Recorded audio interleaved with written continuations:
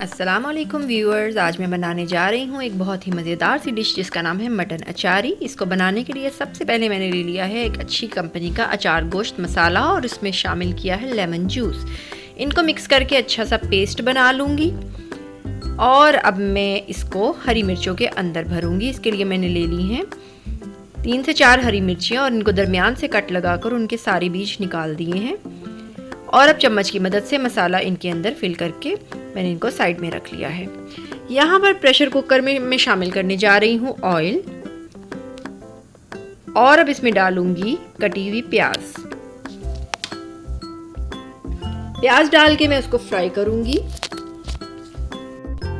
और फ्राई इतना करूंगी कि इस पर गोल्डन अच्छा सा खूबसूरत सा कलर आ जाए। और साथ ही इसमें शामिल कर दूंगी जिंजर गार्लिक पेस्ट यानी अदरक लहसुन का पेस्ट। थोड़ी देर भूनने के बाद इसमें गोश्त शामिल कर दूंगी और उसको भी मैं इसके साथ भून लूंगी। ये देखें गोश्त पर अच्छा सा कलर आ गया है, तो अब मैंने इसमें शामिल कर दिया है थोड़ा सा पानी।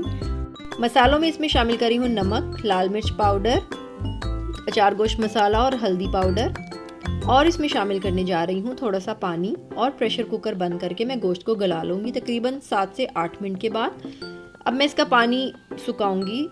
ये देखें मसाला भून गया है। अब मैं इसमें शामिल करूँगी दही। इसके लिए मैंने 1 कप दही को फेंट लिया है अच्छे से और इसको भी मसाले में शामिल कर दिया है।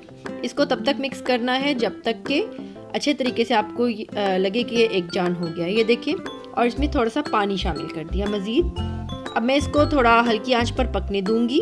आखिर में मैं इसमें शामिल करूंगी मसाले वाली हरी मिर्चें और इसको 7 से 8 मिनट दम पर रख दूंगी। हरा धनिया इस पर डालूंगी और इसके बाद इसको डिश आउट करूंगी। बड़ी मज़ेदार सी ये मटन अचारी है, इसको ज़रूर ट्राई कीजिए। मेरे चैनल को लाइक एंड सब्सक्राइब करना बिल्कुल मत भूलिएगा। अल्लाह हाफिज़।